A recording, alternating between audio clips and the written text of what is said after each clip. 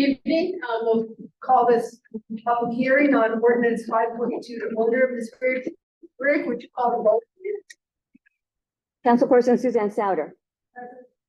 Councilperson Yerman Zubaka. Here. Councilperson Andrew Zelt. Here.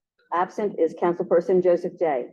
Also present, Mayor Valerie Leary, City Administrator William Barthel, City Treasurer Janet Carlin, Chief of Police Richard McCabe, City Solicitor Max Walton, and Building City Official Jeffrey Bergson. We have a quorum. We can begin the public hearing. Mr. Zelt, this is your ordinance, so would you like to introduce it, and then we'll see if folks have something to say about it. We have ordinance number 542, an ordinance to amend chapters A236 affirmative action, A23-1 intent, and A236-3 promotion of equal opportunity program with discrimination. We had a full reading the other day. I'm going to hit the highlights. Pretty much changes that we're looking to put in the sex area. We also included including pregnancy. We've also added gender identification or expression, sexual orientation, marital status, disabilities, and then a catch-all for any or other basis prohibited by applicable law. That was pretty much added in section 1 and also section 2. So that's for A23-1 intent and A236-3.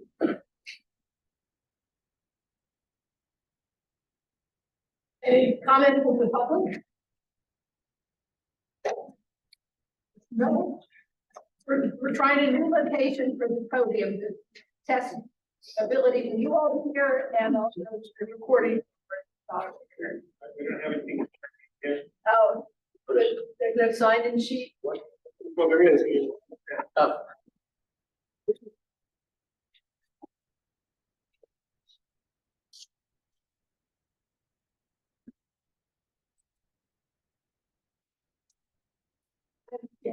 Thank you. 3 minutes. And would you keep time or?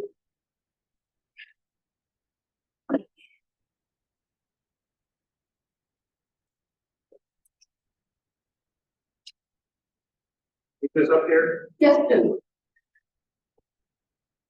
I'm confused by a few things here.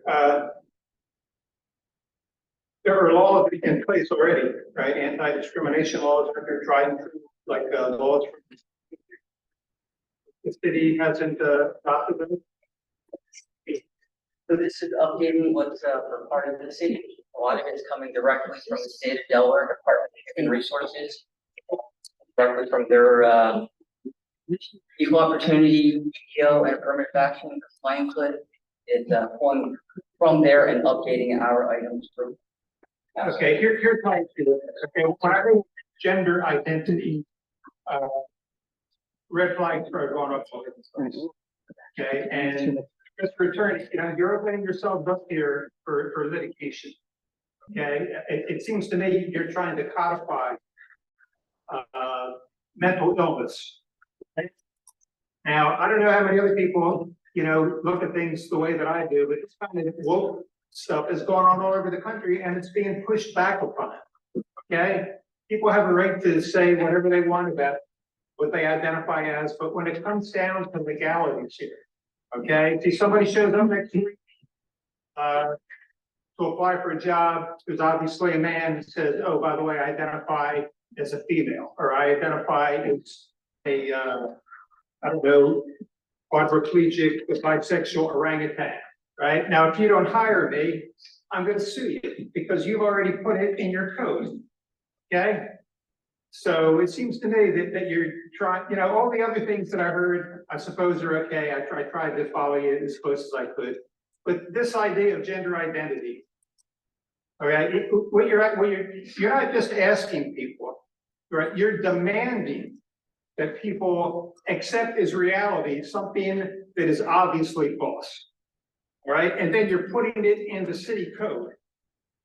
Now, also, let's say you hire somebody that says, I identify as a different, gender than I am. All right, and by the way, now that you've hired me, if anybody calls me names or makes fun of me or doesn't call me by the correct names or pronouns or whatever that I determine, then I'm gonna sue you for harassment in the workplace. Okay, look around the country at other cities that have gone in this direction. People are fleeing these cities like crazy. Andrew, I think you're just really getting into some areas here that are gonna be seriously problematic for the city when you put these things in the city code, okay? Because whatever, I can have my opinion, you can all have your own opinions, but when you're putting this thing into the city code, that's exactly what you're doing. You are demanding that people accept something as reality, as fact, that your eyes obviously tell you is not true, and now you are setting yourselves up for legal troubles. Just 3 minutes, thank you.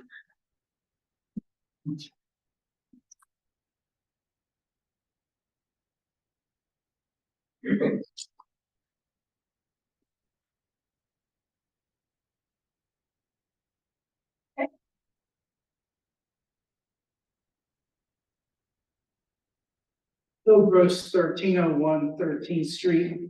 Was there an issue that had come up that warranted such a drastic change that could put us as taxpayers in the city of Newcastle in a financial situation? I'm not gonna talk about financial situation, but bringing it up to date to the current environments that we have within our community. And it also matches what is, for the state of Delaware. All right, so again, we've had no issue thus far that would preclude someone from being able to get a position with the city. My point exactly. You have a lot of ideas, but it's grandstanding on your part.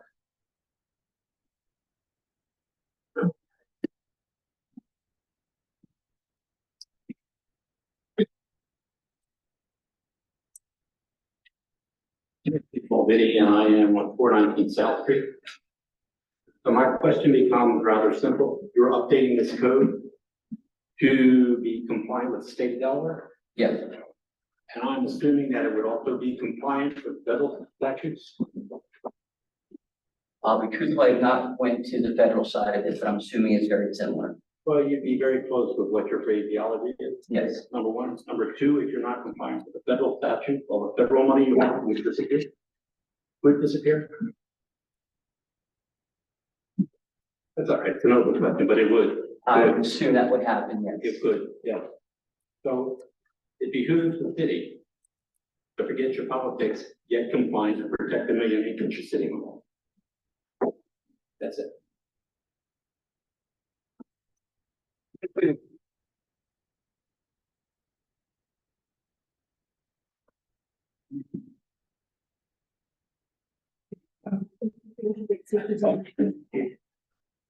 Any more from the public?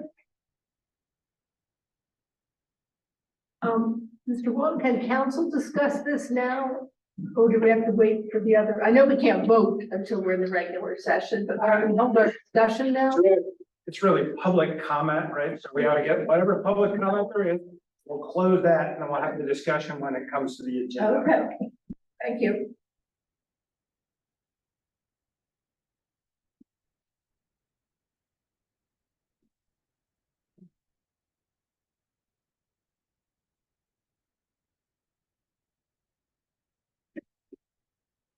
That would be nice. Think we second side, that's fine. It's. Yeah, yeah.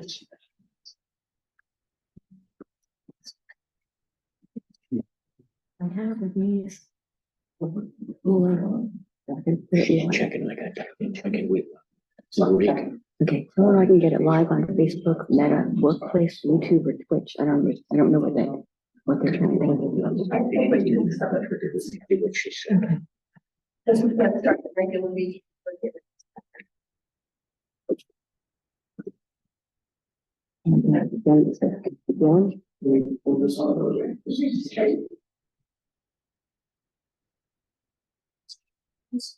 Yeah.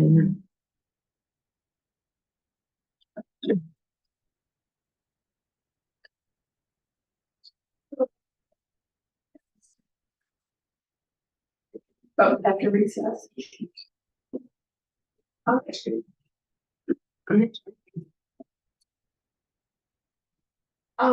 Anybody have any additional thoughts? If not, we're just gonna recess the public hearing until a few minutes before 7, and then we'll reopen it in case somebody thought of something, and then we'll begin the regular meeting at 7. But that's, get up and move around.